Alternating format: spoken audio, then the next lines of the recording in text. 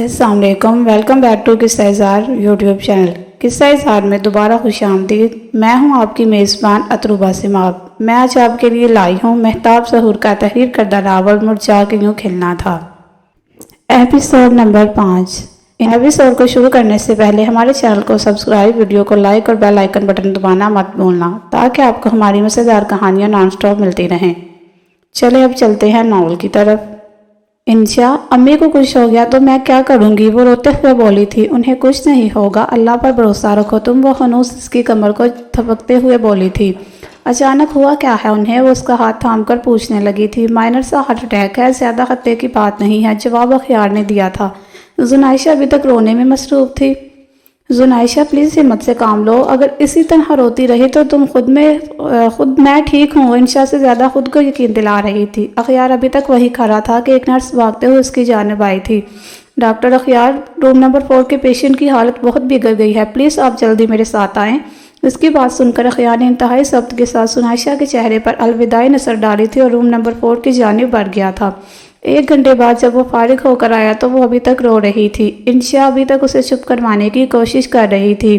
انشا، تم گھر چلی جاؤ، فریش ہو کر آ جانا، میں ان کے پاس ہوں۔ اخیار کی بات پر انشا نے زنائشہ کی جانب دیکھا تھا۔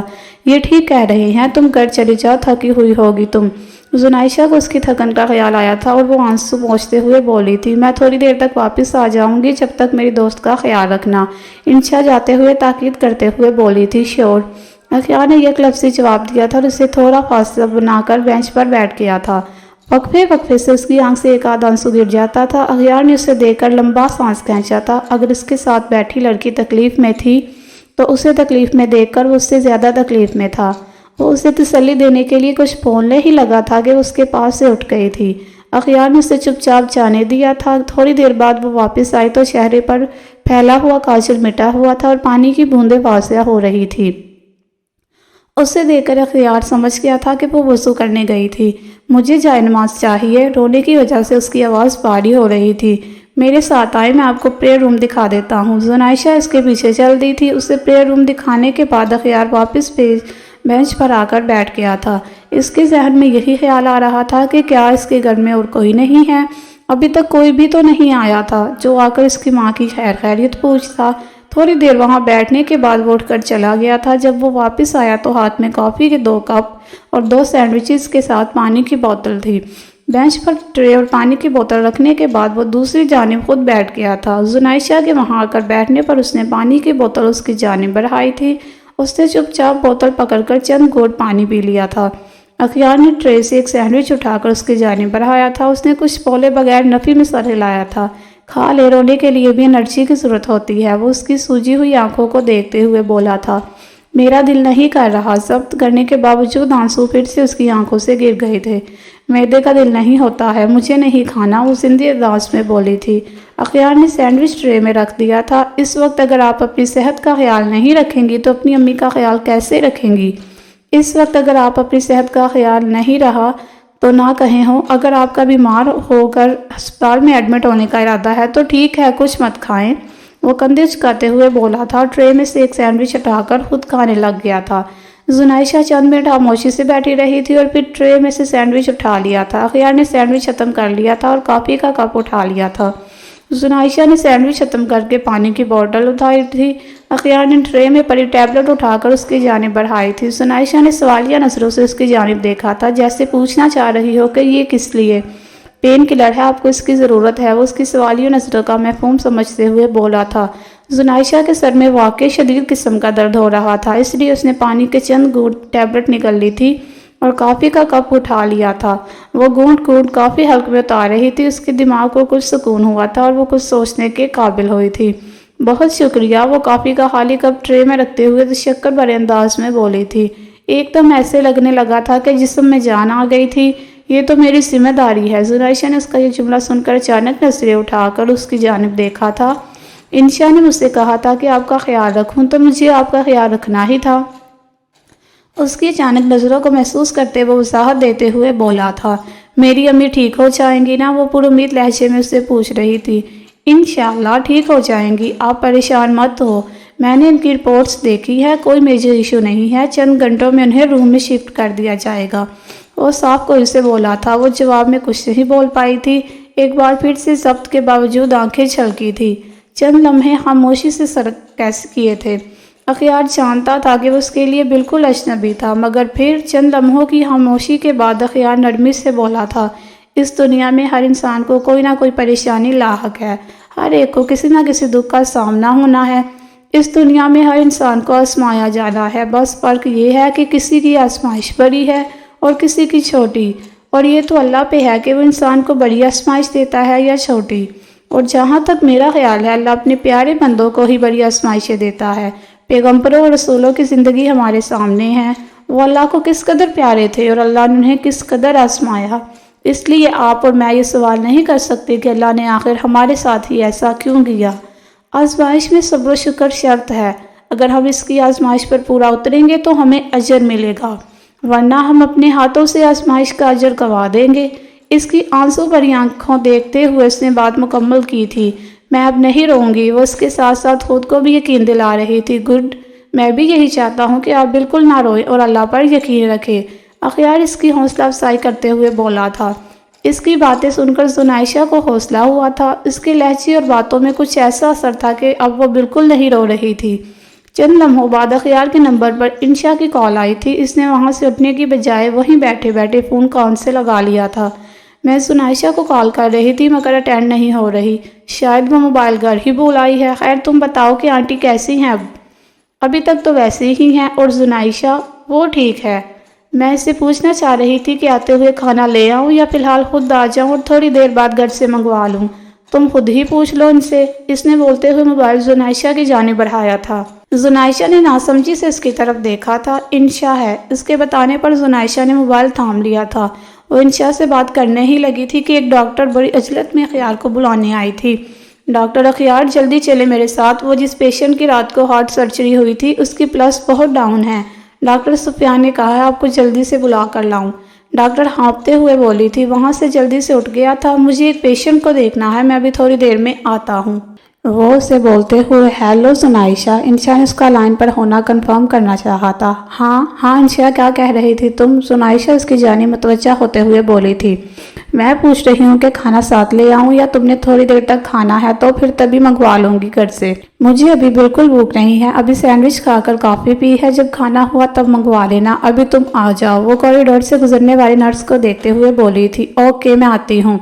انشا نے بولتے ہی کال کاٹ دی تھی۔ زنائشہ نے فون کان سے ہٹایا تھا۔ موبائل کے وال پیپر پر ایک خوبصورت گھوڑے کی تصویر لگی ہوئی تھی۔ موبائل اسکرین کے تاریک ہونے تک وہ اس گھوڑے کو دیکھتی رہی تھی۔ چند منٹ بعد اس کے ہاتھ میں تھاما موبائل رنگ ہوا تھا۔ اسکرین پر راحت جان لکھا آ رہا تھا، نام کے ساتھ سرخ دل بھی جگمگا رہا تھا۔ اسے دل ہی دل میں عجیب لگ رہا تھا کہ کسی کا موبائل اس نے تھاما ہوا تھا اور سونے پر سہاگا یہ پرسنل کال بھی ابھی ہی آنی تھی۔ کال اٹینڈ نہ ہونے پر دوسری جانب سے خود ہی کاٹ دی گئی تھی۔ اس نے بینچ کو ٹیک لگا کر سر ذہن میں بار بار برے خیالات آ رہے تھے۔ 2 سال پہلے بھی اس نے ہاسپٹل میں دیوار سے ٹیک لگا لیا تھا اور آنکھیں مود لی تھی۔ ان کو بڑی راتیں کافی تھی۔ وہ بار بار ان خیالوں کو ذہن سے چٹکنے کی کوشش کر رہی تھی۔ پیشنٹ کی حالت سنبھلنے کے بعد اس نے چند ضروری فائلز دیکھی تھی۔ جب وہ واپس آیا تو زنائشہ ٹیک لگائے سو رہی تھی، گردن دائیں کندھے پر ڈلکی ہوئی تھی۔ اخیار بینچ کی دوسری جانب بیٹھ گیا تھا۔ چند لمحے وہ ٹکٹکی باندھے اسے دیکھتا رہا تھا۔ اس نے زنائشہ ابراہیم کا اچھا وقت دیکھا تھا، اب اس کا برا وقت اس سے دیکھا نہیں جا رہا تھا۔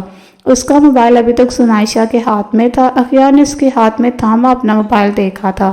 چند لمحوں بعد اخیار نے اس کے چہرے سے نظریں ہٹا لی تھی۔ وہ شاید تھوڑی دیر اور سوئی رہتی، مگر ICU سے کسی کے ڈیڈ باڈی نکلنے پر اس کے لواحقین کی چیخوں پکار سن کر وہ ڈر کر جاگ گئی تھی۔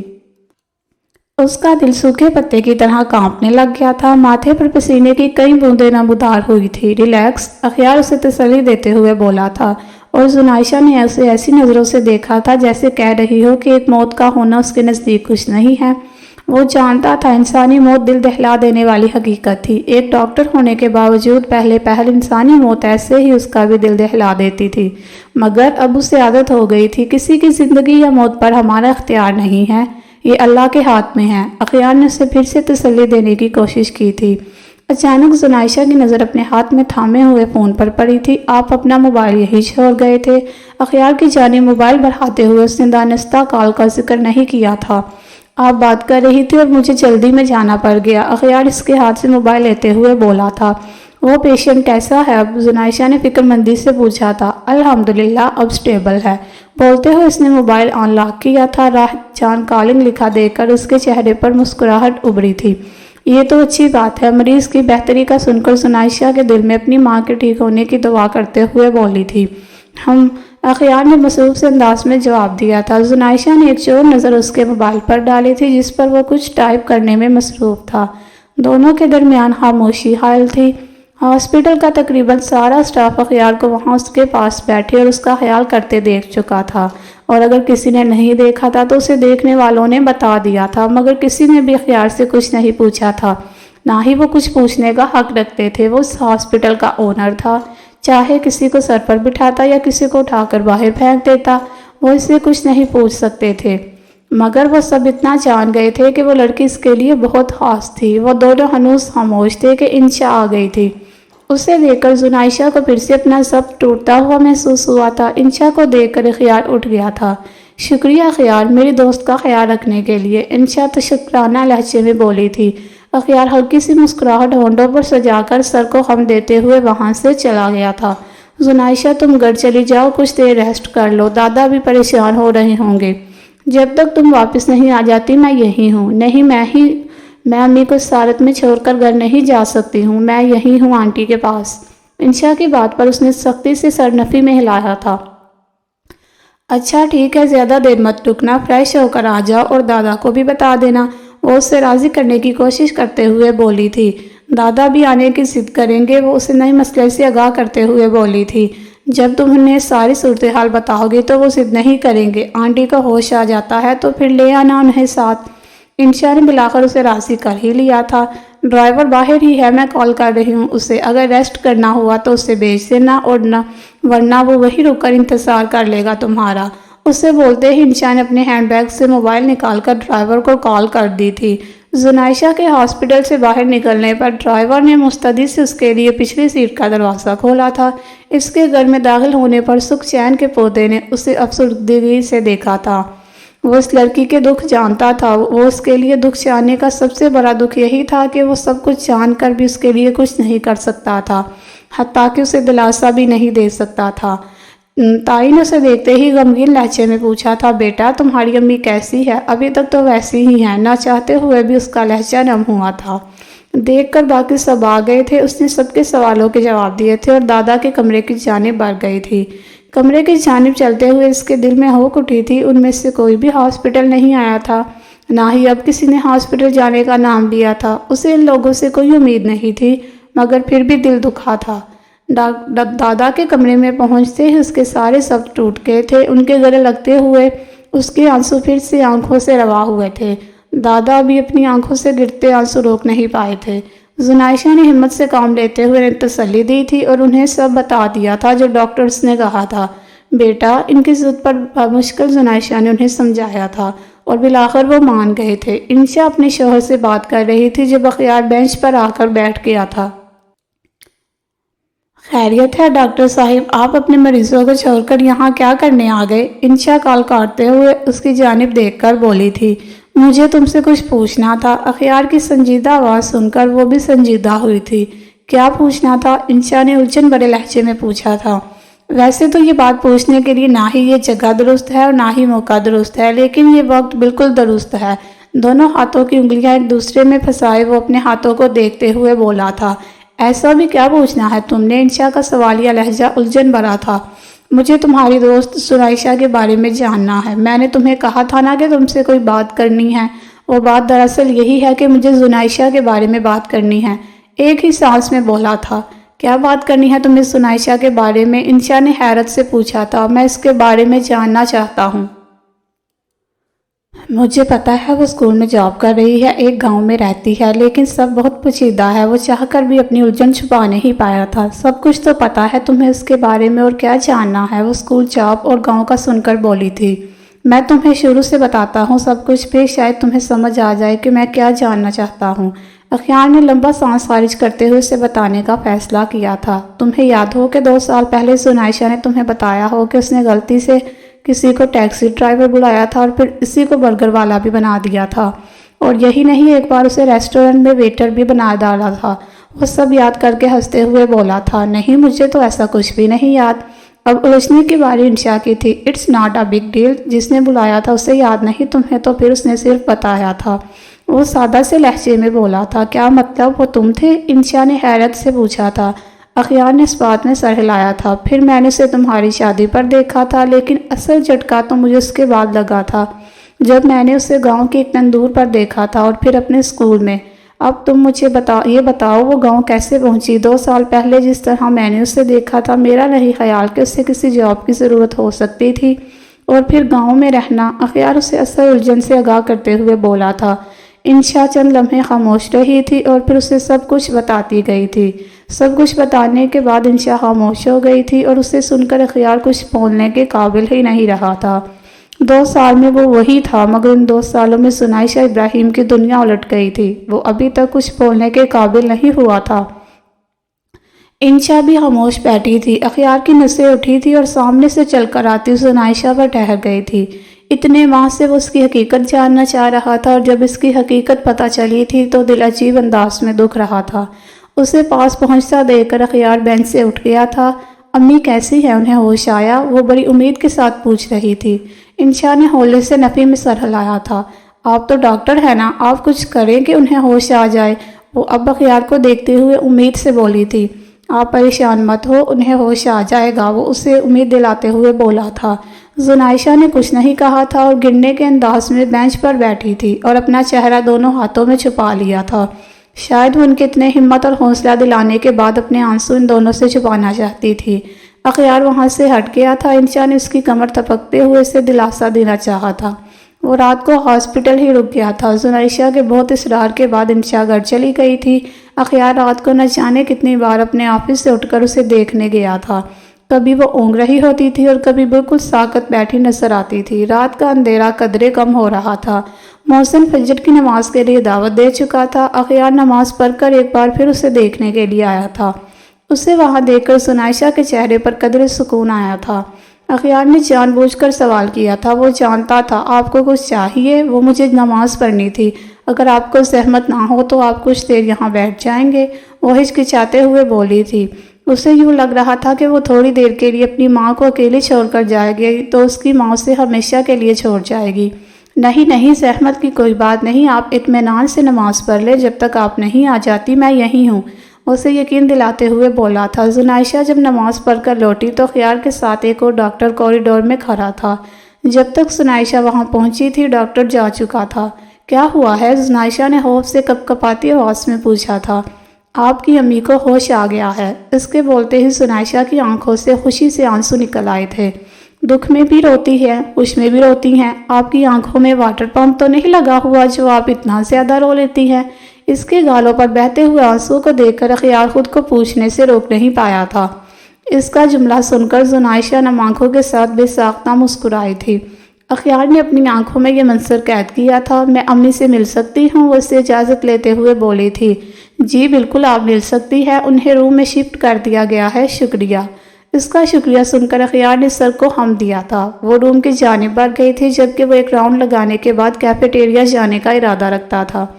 کمرے میں داخل ہو کر اس نے اپنی ماں کو دیکھتے ہوئے ایک بھرپور مسکراہٹ ان کی جانب اچھالی تھی۔ اب کیسا محسوس کر رہی ہیں آپ؟ مسکراہٹ ابھی تک اس کے ہونٹوں سے جدا نہیں ہوئی تھی، مگر اس کی ماں کی نظریں اس کی مسکراہٹ سے زیادہ اس کی آنکھوں پر تھی، جن میں تیرتے لال ڈورے اور سوجے ہوئے پپوٹے اس کی جھوٹی مسکراہٹ کی چغلی کھا رہے تھے۔ بہت بہتر، جواب دے کر انہوں نے اس کے چہرے سے نظریں ہٹا لی تھی۔ اپنی بیٹی کے دکھ دور کرنا ان کے بس میں نہیں تھا اور یہی بات انہیں دکھی کرتی تھی۔ وہ خاموشی سے آگے بڑھ کر ان کا ماتھا چومتے ہوئے پیچھے ہٹی تھی۔ ایک نرس کمرے میں داخل ہوئی تھی اور انہیں سکون کا انجیکشن لگا دیا تھا۔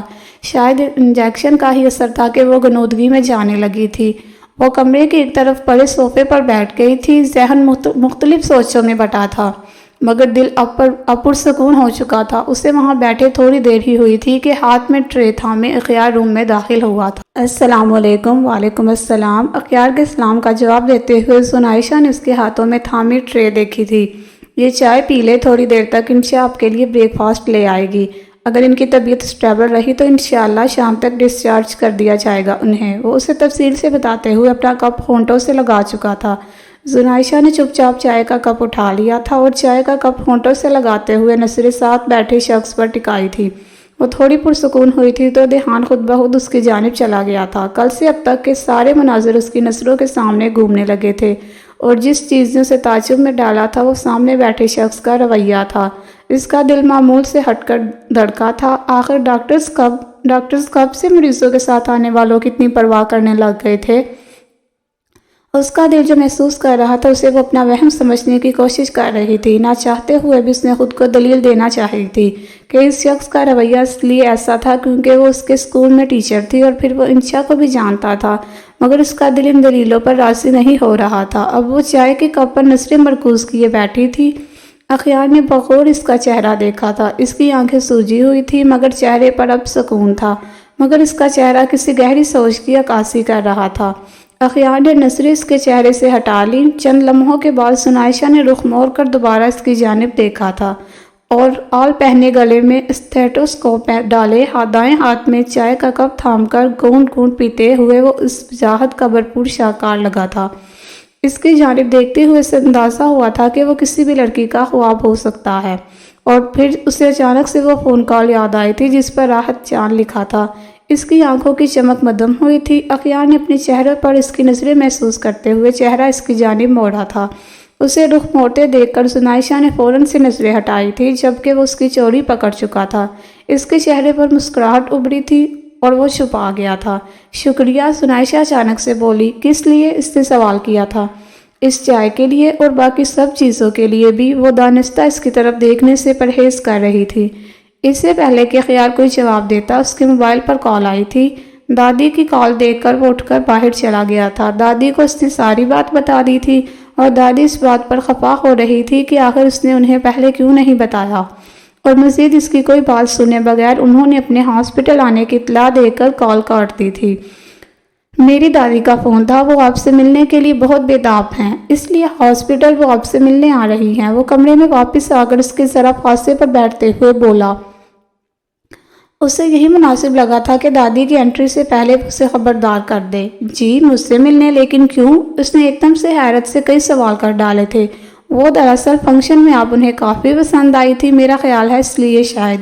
اخیار سے جب اور کوئی جواب نہیں بن پایا تو اس نے یہی جھوٹ گھڑا تھا۔ اوہ اچھا، وہ کنفیوزڈ سی بولی تھی۔ اس کے لہجے سے ہی لگ رہا تھا کہ اس کے لیے اس بات پر یقین کرنا مشکل تھا۔ جی، وہ دوبارہ سے اسے یقین دلانے کے لیے بولا تھا۔ زنائشہ خاموش رہی تھی۔ وہ کنفیوزڈ سی ساری صورتحال سمجھنے کی کوشش کر رہی تھی کہ اس کی نظر اخیار کے ہاتھ میں تھامے موبائل پر پڑی تھی۔ گھوڑے کی خوبصورت تصویر نے پھر سے اس کی توجہ کھینچی تھی۔ یہ بہت خوبصورت ہے، وہ بغیر کسی ہچکچاہٹ کے برملا اظہار کرتے ہوئے بولی تھی۔ گھوڑے کی تصویر دیکھتے ہوئے وہ دادی کا آنا کچھ لمحوں کے لیے بھول گئی تھی۔ کون؟ اس کی آواز سن اخیار نے اسے دیکھتے ہوئے الجھے لہجے میں پوچھا تھا۔ پھر اس کی نظروں کے تعاقب میں دیکھتے ہوئے وہ دوبارہ بول پڑا تھا۔ اچھا، یہ آرٹمس ہے۔ وہ موبائل کو سامنے کرتے ہوئے گھوڑے کا نام بتاتے ہوئے بولا تھا۔ واو، گڈنس آف وائلڈ لائف، وہ ستائش پر لہجے میں بولی تھی۔ اس کی بات سن کر اختیار کے لب مسکرائے تھے۔ اس کے لیے یہ واقعی تعجب کی بات تھی کہ وہ لڑکی تاریخ کے بارے میں بھی جانتی تھی جو اس جیسے کامیاب ڈاکٹر کو ٹیکسی ڈرائیور، برگر والا اور ویٹر بنا چکی تھی۔ وہ اتنی ڈم نہیں تھی جتنی وہ پہلی 2-3 ملاقاتوں میں اس سے لگی تھی۔ اخیار کچھ بولنے لگا تھا کہ انشا کو روم میں داخل ہوتے دیکھ کر وہ خاموش ہو گیا تھا اور چند منٹ ان دونوں کے پاس بیٹھنے کے بعد وہ باہر نکل گیا تھا۔ ریسیپشنسٹ کو اس نے باہر نکلتے ہی کال کر دی تھی کہ دادی کے آتے ہی ان کے پوچھنے پر انہیں کوئی روم نمبر بتانے سے پہلے اسے کال کرے۔ انشا ناشتہ لے آئی تھی۔ انشا میں ہاتھ دھو کر آتی ہیں تو تب تک یہی رکنا، امی کو اکیلے چھوڑ کر کہیں نہیں جانا۔ کیا ہو گیا ہے زیش؟ میں یہی ہوں، میں پریشان مت ہو، جاؤ تسلی سے منہ ہاتھ دھو کے آؤ اور پھر ناشتہ کرو، وہ اس کا خوف سمجھتے ہوئے بولی تھی۔ زنائشہ اس کی بات سن کر گہرا سانس بھرتے ہوئے باہر نکل گئی تھی۔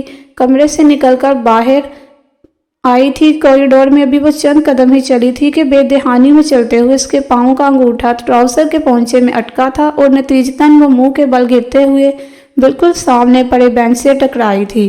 اس کی پیشانی بینچ کی نوک سے اتنی شدت سے ٹکرائی تھی کہ اس کی چیخ پوری کوریڈور میں گونجی تھی۔ دادی ہسپتال پہنچ چکی تھی۔ ہسپتال کے تمام اسٹاف میں سے کوئی بھی ان سے ناواقف نہیں تھا، بلکہ 2-3 نرسز تو دادی کی باقاعدہ طور پر فین تھی، اور باقی کا اسٹاف بھی کسی نہ کسی لحاظ سے ان سے متاثر ہی تھا۔ ریسیپشن پر پہنچ کر انہوں نے ریسیپشنسٹ سے کچھ پوچھنے کا تکلف ہرگز نہیں کیا تھا۔ وہ جانتی تھی وہ ریسیپشنسٹ یا اخیار کی مدد کے بغیر ہی سنائشہ کو ڈھونڈ سکتی تھی۔ ارے ڈاکٹر اڈیبا، کیسی ہو بیٹا؟ ڈاکٹر اڈیبا نفیسی طبیعت اور نرم مزاجی کا پیکر تھی، جو ہمیشہ اپنے حجاب کے ساتھ نظر آتی تھی۔ اب بھی وہ شلوار قمیض کے اوپر وائٹ کوٹ کے ساتھ حجاب میں موجود تھی، اور دادی نے کوریڈور سے اسے گزرتے دیکھ کر خاصا اونچا کہا تھا تاکہ آس پاس سے گزرتا باقی کا اسٹاف بھی ان کی طرف متوجہ ہو جائے۔ سلام۔ ارے دادی آپ، میں بالکل ٹھیک ہوں، آپ کیسی ہیں؟ وہ خاصی پرجوشی سے بولی تھی، جبکہ باقی بھی دادی کو سلام کرنے اور حال پوچھنے کے لیے رک چکے تھے۔ دادی کا کام آسان ہو گیا تھا۔ اب ان میں سے کوئی بھی انہیں بتا سکتا تھا کہ ڈاکٹر اخیار اس ہسپتال میں پہلی بار کس کو اتنا پروٹوکول دے رہا تھا۔ زنائشہ تک پہنچنا ان کے لیے مشکل نہیں رہا تھا۔ ڈاکٹر اڈیبا سے حال چال پوچھنے کے بعد ابھی وہ باقی سب کی طرف متوجہ ہونے ہی لگی تھی کہ سب کو کوریڈور میں چیخ کی آواز گونجتی سنائی دی تھی۔ کوریڈور کے اختتام پر وارڈ کی جانب مڑتے اخیار کے قدم وہ چیخ سن کر تھمے تھے۔ سب نے چیخ کے تعاقب میں دیکھا تھا۔ دور سے ہی انہیں زنائشہ ماتھے پکڑے کھڑی نظر آئی تھی۔ اس کے ماتھے سے بہتا خون اس کے دائیں رخسار کے ساتھ ساتھ اس کے ہاتھ کو بھی سرخ کر چکا تھا۔ کوریڈور میں موجود 2-3 سٹاف ممبر اور دادی کے ساتھ ساتھ کوریڈور میں موجود دوسرے سب لوگ بھی اس کی جانب بھاگے تھے۔ اخیار بھاگتے ہوئے اس تک پہنچا تھا۔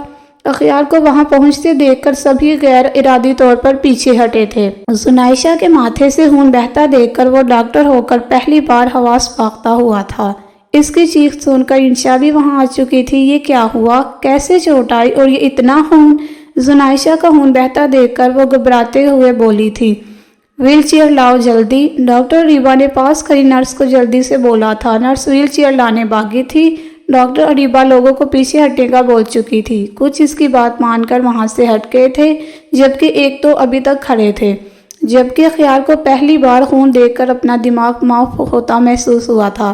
زنائشہ ان سے بولنا چاہتی تھی کہ وہ خود چل کر جا سکتی ہے، مگر اپنے سرخ ہاتھ کو دیکھ کر اس کے ہونٹ گویا سل گئے تھے۔ نرس جلدی سے ویل چیئر لے آئی تھی۔ دادی اور ڈاکٹر ڈیبا نے زنائشہ کو سہارا دیتے ہوئے چیئر پر بٹھایا تھا۔ انہیں ER میں لے چلو، وہ اپنے سلپ ہوتے حواسوں کو کنٹرول کرتے ہوئے بولا تھا۔ نرس ویل چیئر کو گھسیٹتے ہوئے آگے بڑھی تھی۔ ریلیکس ڈاکٹر اخیار، انہیں معمولی سی چوٹ لگی ہے، بس خون زیادہ بہہ رہا ہے۔ ڈاکٹر ڈیبا اس کے چہرے پر گھبراہٹ دیکھتے ہوئے بولی تھی اور اس کے ساتھ ساتھ چلنے لگی تھی، جو نرس کو ہٹاتے ہوئے خود ویل چیئر قابو کر چکا تھا۔ ER میں پہنچتے ہی اسے دیکھ کر ڈاکٹر اور نرسز خود ہی پیچھے ہٹ گئے تھے۔ نرس کے روئی تھمانے پر اس نے کانپتے ہاتھوں سے زنائشہ کا ہاتھ ہٹا کر خون صاف کرنا چاہا تھا۔ زنائشہ نے درد کی وجہ سے زور سے میچی آنکھیں کھول کر اس کی جانب دیکھا تھا۔ درد اسے ہو رہا تھا، مگر درد کے تاثرات اس کا زخم صاف کرتے ہوئے شخص کے چہرے پر واضح ہو رہے تھے۔ اس کا زخم دیکھ کر اخیار کو اندازہ ہو رہا تھا کہ کم سے کم 5 ٹانکے لگانا ضروری تھا۔ اس کے پاس کھڑی دونوں نرسز بھی زخم دیکھ چکی تھی۔ ایک نرس نے جلد سن کرنے کے لیے انجیکشن بھر کر اس کی جانب بڑھایا تھا۔ زنائشہ پھر سے سختی سے آنکھیں میچ چکی تھی۔ انجیکشن تھام کر زنائشہ کے ماتھے کی جانب جاتے اخیار کے ہاتھ پوری شدت سے کانپے تھے، اور اس کے ہاتھوں کی کپکپاہٹ وہاں کھڑے سب لوگوں نے دیکھی تھی۔ سب نے پہلی بار ایسا منظر دیکھا تھا، اور وہ سب بن کہے اس کے ہاتھوں کی کپکپاہٹ کی وجہ سمجھ گئے تھے۔ اخیار کا ضبط ختم ہوا تھا۔ وہ انجیکشن والا ہاتھ پیچھے کرتے ہوئے مڑا تھا۔ وہ انجیکشن ڈاکٹر اریبا کی جانب بڑھاتے ہوئے مزید کچھ نہیں بول پایا تھا۔ ریلیکس، یہ معمولی سی چوٹ ہے، اگر کوئی گہری چوٹ ہوتی تو وہ اب تک ہوش میں نہ ہوتی۔ اس کے ہاتھ سے انجیکشن تھامتے ہوئے ڈاکٹر اریبا اسے ایسے ہی تسلی دے رہی تھی جیسے ڈاکٹرز کسی مریض کے بہت قریبی شخص کی غیر ہوتی حالت دیکھ کر اسے تسلی دیتے ہیں۔ زنائشہ نے ڈاکٹر اریبا کی بات سن کر آنکھیں پھر سے کھولی تھی اور سامنے دیکھا تھا جو اسی کی جانب دیکھ رہا تھا، اور کچھ بولے بغیر اسے آنکھوں سے ہی اپنے ٹھیک ہونے کی یقین دہانی کروانی چاہی تھی۔ اسے آنکھیں کھولتا دیکھ کر ڈاکٹر اریبا رکی تھی، اور پھر اس کی نظروں کا اشارہ سمجھ کر اور اسے آنکھیں بند کرتا دیکھ کر اس نے انجیکشن والا ہاتھ زنائشہ کے ماتھے کی جانب بڑھایا تھا۔ زنائشہ نہیں جانتی تھی اس نے اپنے ٹھیک ہونے کا یقین سامنے کھڑے شخص کو کیوں دلانا چاہا تھا، مگر اس نے ایسا کیا تھا۔ اخیار اس کی نظروں کا اشارہ سمجھ کر بھی پرسکون نہیں ہوا تھا۔ اس کی پروفیشنل لائف میں یہ پہلی بار ہوا تھا کہ ایک انجیکشن لگانے کے لیے اس کے ہاتھ کانپے تھے۔ کبھی کبھار وہ 24 گھنٹوں میں نہ کچھ کھا پاتا تھا نہ ہی سو پاتا تھا، مگر پھر بھی 8 گھنٹے کی سرجریز کرتے ہوئے اس کے ہاتھ کبھی نہیں کانپے تھے، اور آج اس سے ایک انجیکشن تک نہیں لگایا گیا تھا۔ ڈاکٹر اریبہ نے زنائشہ کے ماتھے پر سٹیچز لگا کر ڈریسنگ کر دی تھی۔ آپ اپنے ہاتھ دھو لیں، بلڈ لگا ہوا ہے، ڈاکٹر اریبہ اس کے پاس سے ہٹتے ہوئے بولی تھی۔ وہ ویل چیئر سے اٹھنے لگی تھی کہ اخیار اسے سہارا دینے کے لیے آگے بڑھا تھا۔ میں ٹھیک ہوں، وہ خود سے کھڑی ہوتے ہوئے بولی تھی۔ اخیار پیچھے ہٹ گیا تھا۔ اس کے باہر نکلتے ہی دادی اور انشا فوراً سے اس کے پاس آئی تھی۔ بیٹا آپ ٹھیک ہو؟ دادی نے تشویش سے پوچھا تھا۔ زیش تم ٹھیک ہو نا؟ انشا بھی پریشانی سے بولی تھی۔ آپ لوگ ہوا مقاع اتنے پریشان ہو رہے ہیں، میں بالکل ٹھیک ہوں، زیادہ گہری چوٹ نہیں ہے، وہ یقین دلا رہی تھی۔ ماتھے پر اتنی بڑی پٹی بندھی ہے اور تم کہہ رہی ہو معمولی چوٹ ہے؟ دادی کی تشویش ابھی کم نہیں ہوئی تھی۔ انشا تم امی کو اکیلے چھوڑ کر یہاں کھڑی ہو، میں نے منع بھی کیا تھا انہیں اکیلے مت چھوڑنا، وہ خفا لہجے میں بولی تھی۔ انشا اسے وضاحت دینے لگی تھی کہ اس سے پہلے اس کے عقب سے اخیار کی آواز ابھری تھی۔ آپ کا کھڑا ہونا ٹھیک نہیں ہے، آپ کہیں بیٹھ جائیں۔ اخیار کی آواز سن کر وہ کوئی جواب دیے بغیر ہاتھ دھونے کے ارادے سے چل دی تھی۔ انشا آپ ان کے ساتھ چلی جائیں، اس سے اکیلے جاتے دیکھ کر اخیار سے رہا نہیں گیا تھا۔ انشا اس کی بات سن کر زنائشہ کے پیچھے چل دی تھی۔ میرا تو دل ہی دہل گیا ہے، بچی کا اتنا خون بہہ گیا ہے، مگر یہ تمہارے چہرے کا رنگ اتنا پیلا کیوں ہو رہا ہے؟ بولتے بولتے دادی کی نظر اخیار کے چہرے پر پڑی تھی اور وہ پریشانی سے پوچھ بیٹھی تھی۔ ان کا اتنا خون بہتا دیکھ کر ان کا خون خشک ہو گیا ہے، اس لیے رنگ اتنا پیلا ہو رہا ہے۔ دادی کی بات سن کر پاس سے گزرتی نرس شرارت سے بولتے ہوئے آگے بڑھ گئی تھی۔ بات تو اس بچی کی ٹھیک لگ رہی ہے مجھے بیٹا، تم بھی بیٹھ جاؤ، جو تمہاری حالت ہے مجھے تمہارا کھڑا ہونا بھی ٹھیک نہیں لگ رہا۔ دادی ایک بار پھر سے پریشانی سے بولی تھی۔ کیا ہو گیا ہے دادی؟ اب ایسی بھی باتیں ہی ہیں۔ ابھی اخیار اور دادی وہیں کھڑے تھے کہ زنائشہ اور انشا بھی آ گئی تھی۔ انہیں روم میں لے جائیں۔ دادی آپ بھی چلے، میں آتا ہوں ابھی، وہ وہاں سے ہٹ گیا تھا۔ انہیں روم میں پہنچے چند منٹ ہو گئے تھے۔ دادی اس کی امی کی طبیعت کا پوچھ رہی تھی اور ساتھ ہی اس کے اتنے برے طریقے سے گرنے کی وجہ پوچھی تھی۔ وہ میرے پاؤں کا انگوٹھا ٹراؤزر کے پونچے سے اٹک گیا تھا تو بس پتہ ہی نہیں چلا اور اچانک گر گئی۔ سامنے بینچ تھا تو اس کی نوک ماتھے پر لگ گئی۔ اس کے گرنے کی وجہ دروازے سے داخل ہوتے اخیار نے بھی سنی تھی۔ ناشتہ کرنے کے بعد یہ گولیاں بھی کھا لیں۔ زنائشہ کے پاس پہنچ کر اس نے جوس کی بوتل اور گولیاں اس کی جانب بڑھائی تھی۔ اسے اس طرح جوس اور گولیاں پکڑاتے دیکھ کر دادی کے ہونٹوں پر ہلکی سی مسکراہٹ ابھری تھی جسے کوئی نہیں دیکھ سکا تھا۔ جی تو فرینڈ، کیسی لگی آج کی ایپیسوڈ؟ کمنٹ سیکشن میں ضرور بتائیے گا۔ پھر حاصل ہوں گے ناول کی نیکسٹ ایپیسوڈ کے ساتھ۔ تب تک کے لیے اجازت، اپنا خیال رکھیے گا۔ اللہ حافظ۔